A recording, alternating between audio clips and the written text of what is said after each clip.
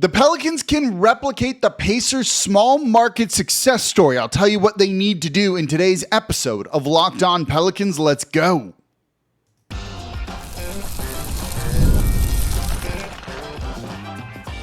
You are Locked On Pelicans, your daily New Orleans Pelicans podcast, part of the Locked On Podcast Network, your team every day. Welcome to another edition of Locked On Pelicans, the daily podcast covering your favorite team, the New Orleans Pelicans and NBA, part of the Locked On Podcast Network, your team every day, available wherever you get your podcasts and available on YouTube.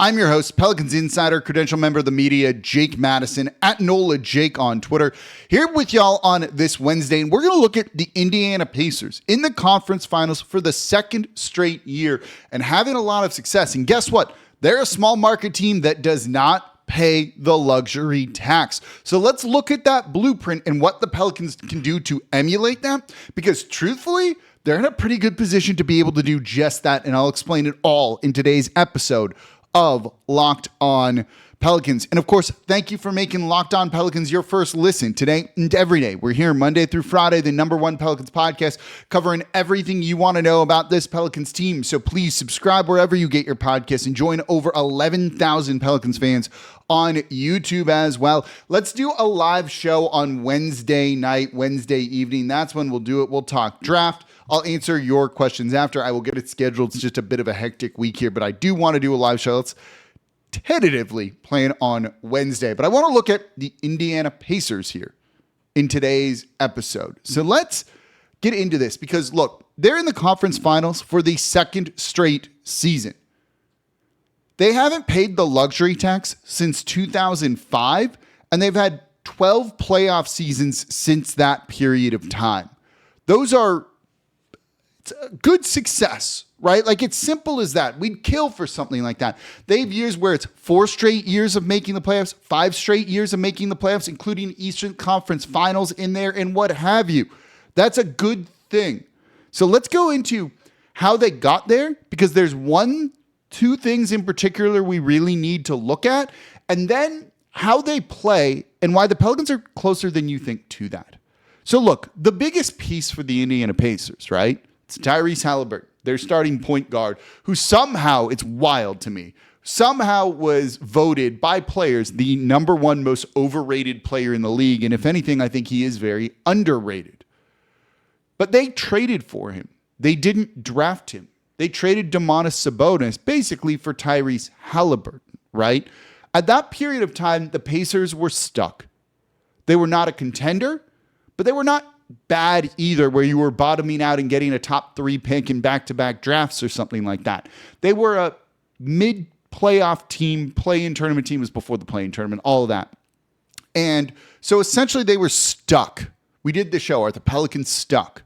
You know, they were in purgatory. They were in no man's land, which is just the worst spot that you can be in the NBA. So they decided to make a move. They went with short-term pain, a rebuild, for a better long-term ceiling that they may or may not reach. That first year after trading for Haliburton, they had 25 wins. The next year, they only had 35 wins. But they made the tough decision to move on from their star player that it was a little bit difficult to build around too.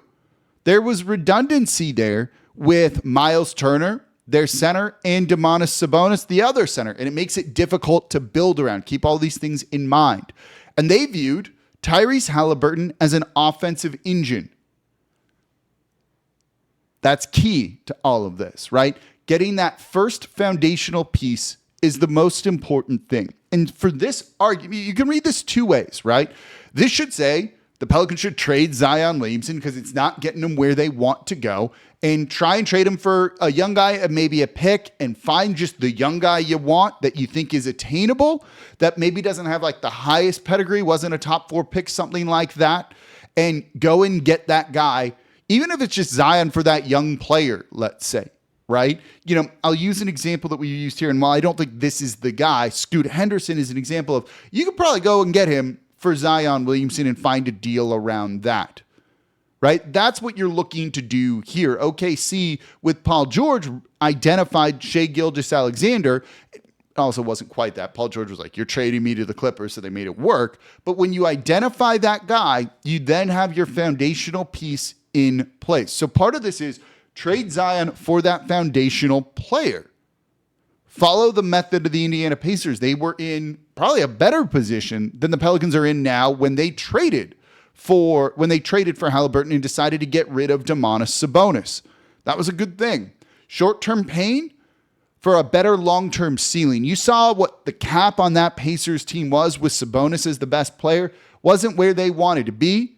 So they decided to make a move and took a bit of a risk, right? There's definitely a risk there with that sort of thing.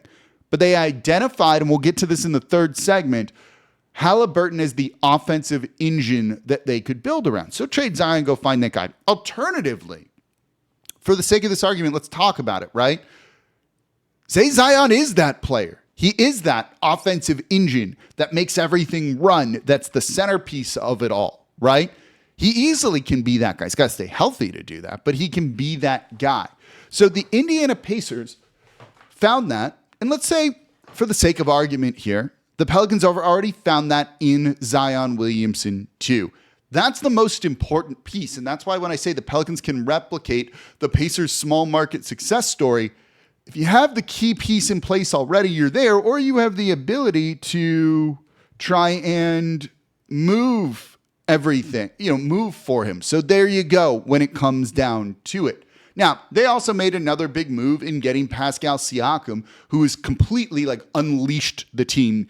They gave up a ton to get Siakam. And you could argue they didn't give up enough with how he's kind of revolutionized that team. They had the foundational piece. Then they added the right kind of complementary piece and other complementary pieces too. They had your offensive point guard that creates for others. So they've drafted shooters, Ben Mathurin and some others, right? You needed more defense and three-point shooting. So they traded for Pascal Siakam. And that's been maybe the biggest key for them, right? Is they identified the direction they needed to go, and then they've acquired those type of pieces where they needed to improve, what would work. They had a plan, they had a vision, they've gone out and executed. Joe Dumars is coming in. He needs to develop a plan, needs to have a vision. Now go out and execute it. Part of the issue here for New Orleans is Zion hasn't played. Do you exactly know what you need around him? I mean, we have a pretty good idea, I'd say. But the lack of data has made it kind of hard. But once the Pacers got Siakam, you started to see it all come into place. And let's look at that, because we talk about their offense, and we will. But I think it's their defense that's actually kind of the key to them. And this is the area that next season the Pelicans can make the immediate improvement upon and kind of get back into being more of a contender, or at least from where they are. Let's talk about the Pacers defense, what's working so well, how the Pelicans replicate that. That's coming up here next in today's episode of Locked On Pelicans. Today's episode of Locked On Pelicans is brought to you by Skims. Look, shopping for underwear as a guy, it's not fun. You don't want something that rides up. You want something that probably works for workouts while also being in the office and just feeling comfortable on the weekends. I fly a lot, so when you're sitting on a 4 or 5 hour plane flight, you gotta be comfortable. Skims men's. That's the answer right there. I'd heard a lot of good things about them, so I decided to try them. No complaints at all. I love these. I'm literally wearing a pair right now. They're perfect just for an active lifestyle. They move with me. They never lose their shape, and they stay in place all day. So whether I'm working out, just running errands, they're the most comfortable, reliable underwear I've ever owned. And I like the lightweight material. It just feels really good. I'm a big fan of the Stretch 5-inch boxer brief. It's just breathable. It doesn't feel like workout attire or clothes or anything like that. So if you want to shop Skims, you can shop Skims men's at skims.com/lockedonnba and Skims stores. Let them know we sent you. So after you place an order, select podcast in the survey and select Locked On Pelicans in the drop-down menu that follows. Skims is the official underwear partner of the NBA, WNBA, and Team USA basketball. And thank you for making Locked On Pelicans your first listen today and every day. We're here Monday through Friday, the #1 Pelicans podcast, covering everything you want to know about this Pelicans team. So please subscribe wherever you get your podcasts and join over 11,000 Pelicans fans on YouTube as well and become an everydayer. That means you listen Monday through Friday to the Locked On Pelicans podcast. And if you're an everydayer, let me know in the comments down below. Do you want to see more shows like this? These shows, I think, are kind of important to do, of looking at where the Pelicans can improve and how you can use other teams as kind of a jumping off point. They don't always do the best on here, but let me know what you think about this show, doing this with other teams, whether it's the Knicks, the Thunder, the Minnesota Timberwolves, all of those things.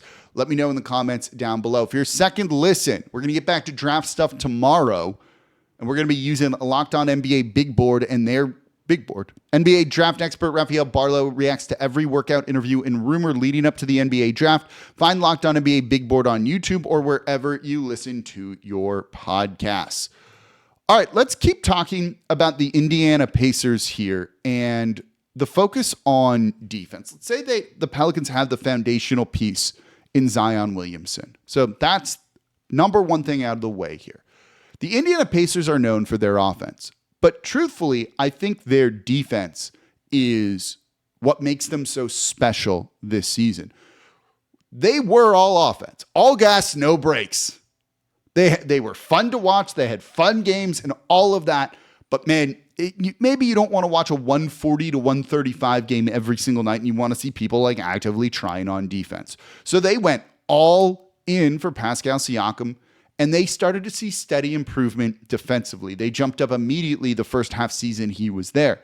Now, this season, you saw them, particularly since December, they were injured to start the year. But since December, they have had the 8th best defense. They went from one of the worst in the league to 8th best in basically a season and a half. And they do a couple of things really well that are very valuable, particularly in a playoff environment. They're very good at defending without fouling. They don't rebound particularly well, but you saw a team-wide commitment to getting better on defensive rebounding here. But what makes them work, and this is the most important thing, is they get back in transition on defense and they limit transition opportunities for opponents. They had the 6th best transition defense this past year. And truthfully, I feel this is the most important thing. And I'm going to share some numbers with you that really emphasize that. Transition is the easiest way to score. When you look at points per possession type, so half-court offense, transition offense, you can even get down to it of like putbacks, right? Second chance points and that sort of thing. You can do it by shot type, dunk, layup, right? We can look at it by free throws. We can look at it three-pointers, mid-rangers, even by that. You can kind of break it down to points per possession or points per shot type, points per play type, whatever it might be, right? Transition is the easiest way to score. So while teams with really good half-court offenses win in the playoffs because teams are all trying to limit transition opportunities, if you don't have a good half-court offense and you need to rely on running and scoring in transition, kind of like the Pelicans have the past couple of years on offense, they've not been great in the half-court, but they've been elite in transition, and that's where they get a lot of the points. But if you limit that, you'll absolutely destroy teams. Look at what the Indiana Pacers did to the Bucks, right? I want to get into some of the numbers here so you can see how stark and important this is. Again, the Pacers had the 6th best transition defense. So there's a couple things that go into that 6th best ranking, right? It's a volume thing and an efficiency thing. So you have a defensive rating just for transition, but then you also have the frequency that teams are running against you. So the Pacers' 6th best transition defense overall, their defensive rating in transition was 125.4. That's actually 13th. But they allowed the fewest transition opportunities by far. So you just didn't have opportunities to run against them. And even if you did, you weren't incredible at scoring when it came to it. So they were in a really good position in terms of like volume and efficiency. So what this means, that 125.4 defensive rating, what's it mean, right? Longtime listeners know, everydayers know. What essentially that means is, points scored per 100 possessions. This takes kind of a stat called pace out. We're going to get into pace and tempo in the next segment, and there's a big difference between them. Pace simply measures how many possessions you have. So if a team has 150 possessions and one team has 120 possessions, the team with 150 possessions is going to score more points. You just have more opportunities to score, but it doesn't mean you have a better offense. What if you're a bad shooting team? So you might score more. That's why I don't look at points per game. We look at points per 100 possessions here.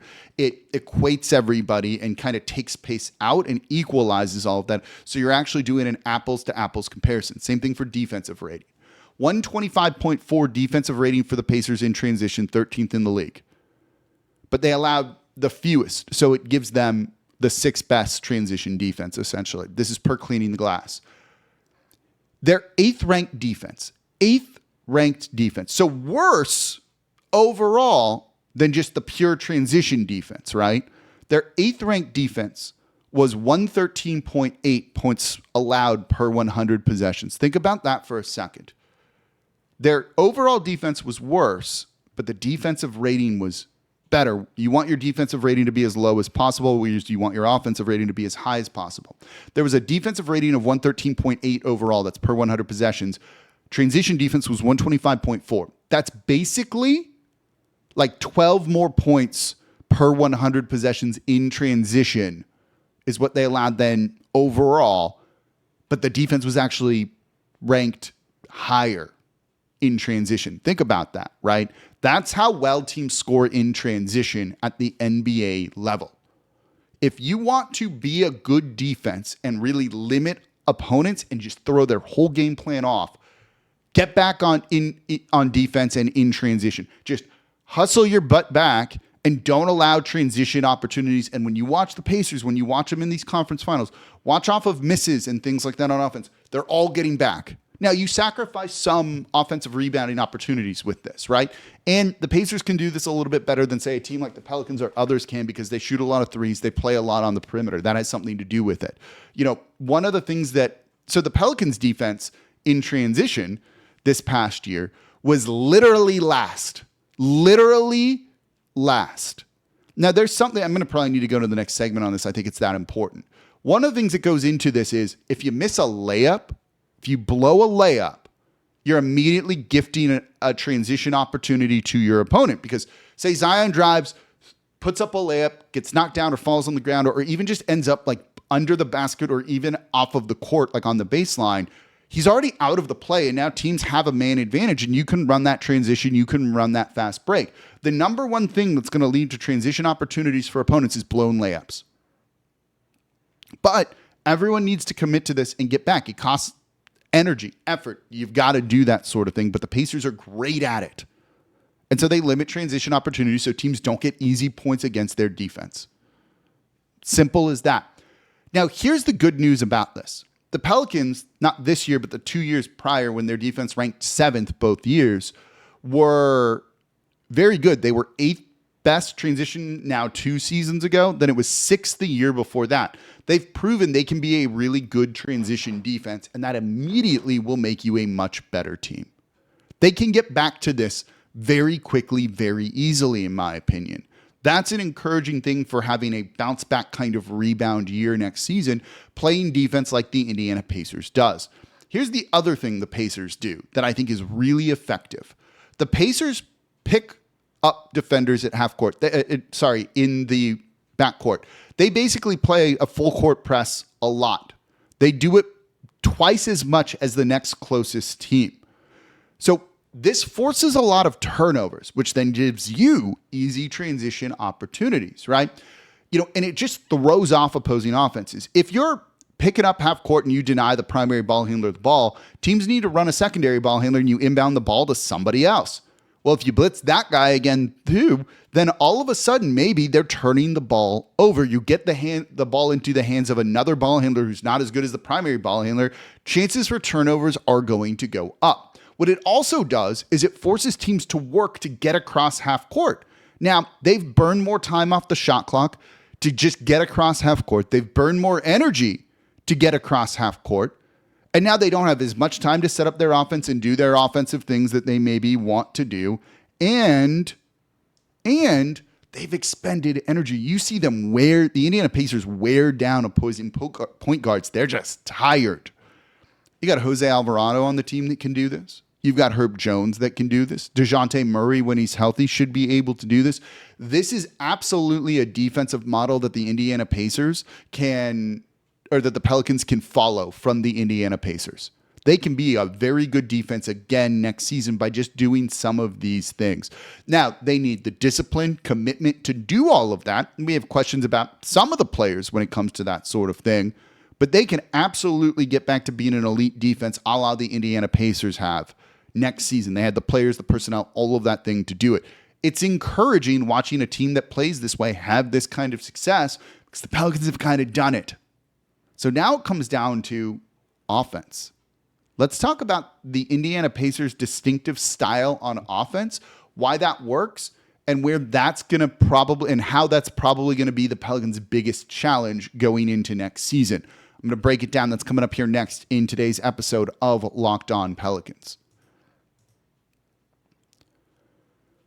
Today's episode of Locked On Pelicans is brought to you by Car Gurus. Shopping for a car should be exciting, not exhausting, but between confusing prices, hidden fees, just dealing with dealerships, right? It can feel overwhelming. That's why I love using Car Gurus. They help you cut through the noise and show you the best deals with full confidence. With over 4 million listings, Car Gurus has more new and used cars than any other major online marketplace in the US. And they verify dealers, provide real-time price analysis, and give you tools and data you need to make the right choice without second-guessing yourself. If you need a deal you can trust, Car Gurus makes it easy to compare vehicles side by side with unbiased deal ratings. And I love the price drop alerts. You're going to know exactly when the perfect car is available for your budget. Plus, they have in-depth vehicle details, which give you peace of mind before stepping onto any car lot. So, buy or sell your next car today with Car Gurus at cargurus.com. Go to cargurus.com to make sure your big deal is the best deal. That's cargurus.com, cargurus.com. And thank you for making Locked On Pelicans your first listen today and every day. We're here Monday through Friday, the #1 Pelicans podcast, covering everything you want to know about this Pelicans team. So please subscribe wherever you get your podcast and join over 11,000 Pelicans fans on YouTube as well. Become an everydayer. That means you listen Monday through Friday to the Locked On Pelicans podcast. And if you're an everydayer, let me know in the comments down below. And now for your second listen today, Locked On Saints. What's going on? Is there a QB battle? There might be a QB battle. I don't know how I feel about that. Ross Jackson of Locked On Saints, making sense of everything black and gold, part of the Locked On Podcast Network, your team every day. Make them your second listen today after making Locked On Pelicans your first listen. And today on Locked On Pelicans, we're covering how the Pelicans can be the Indiana Pacers. Like I said, back-to-back conference finals. They haven't paid the luxury tax since 2005, and they have 12 playoff seasons since then. That's success. That's success. Not elite success, but I'd take it here. I'd absolutely take it here in New Orleans. So this is something that the Pelicans should really look at trying to emulate in some capacity here. So we just went over the defense. I think that is the number one thing the Pelicans can do to get back in the win, like having a rebound year, a bounce back year, is play better defense. They've done it the past 2 years prior to this season. So I think they can get back to it. Add in a little bit more, full court press. And I'm excited to see what this team defense can do. But let's get into the offense because you got to score too. It is still an offensively driven league. And that's an important thing. So let's look at that here. Goes back to what we talked about in the first segment, that Tyrese Haliburton is the offensive engine for the Indiana Pacers, right? He dissects defenses in the half court. He runs the fast break transition opportunities really well, looking for go-ahead passes, things like that. If you need an offensive engine, that's a pretty good guy to have. The Pelicans need this kind of guy. It's partially Zion Williamson. He's a great, willing passer, but maybe not in the same mold as a true point guard, a la, Tyrese Haliburton. But Zion draws double and triple teams. And if you're doing that, that is breaking down a defense. That's forcing a defense to bend. That's why we had said, maybe the Pelicans already have the offensive engine in Zion Williamson and you don't need to trade him and look for that sort of guy. Maybe you can draft an offensive engine too. Like we talked about him in yesterday's show for the Everydayers, right?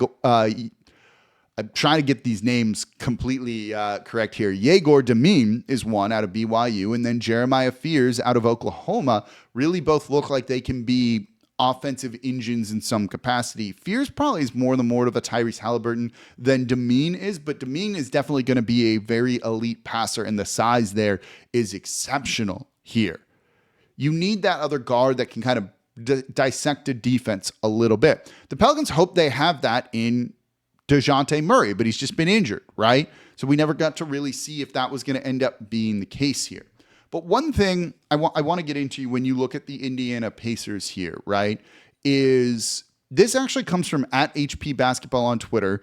Matt Moore, who's also one of the hosts of Locked On Nuggets and Locked On NBA, in his Substack, which I find really, really great. And as I was planning the show out, this kind of came through. So I'm going to read you a paragraph from there about how the Indiana Pacers play offense. And this is something the Pelicans need to start doing. Quote, "It's tempo, not pace. This isn't 7 seconds or less. The Pacers, get into their sets with 18 seconds left on the shot clock and make sure you execute. This is something the mid-2010 Spurs were elite at. Make the defense pick you up within 4 seconds or it's a blow-by, then make them work for the duration of the clock. Most defenses can't do that." When you look at the Indiana Pacers as a team, I would not say they play particularly fast in terms of pace. And again, pace is just a measure of how many possessions you get. They're actually 7th in pace, so they're relatively fast because they're generating a lot of these looks because they're blowing by people. But when you get them into the half court, that's an entirely different story. Things slow down for them then. They're using up a lot of the shot clock because, yeah, it's really tough to defend for 24 seconds. The Pelicans don't do that, right? It's usually just an isolation kind of play. There's a lack of movement, there's a lack of screening and even off-ball screens, and it just makes you easy to defend. You can defend for 24 seconds if you're just standing one-on-one watching a guy dribble the ball and not really move. The Indiana Pacers have tons of off-ball movement. They have shooters that are very good at relocating, running through cuts. They have willing screeners in Miles Turner and Pascal Siakam. You have a point guard that can run, kind of navigate the offense, run those pick and roll type screens. You have guys that then move around all of that. You have a court spacer in your 5 that creates space. So now you're putting more pressure on the defense in Miles Turner, all of those things.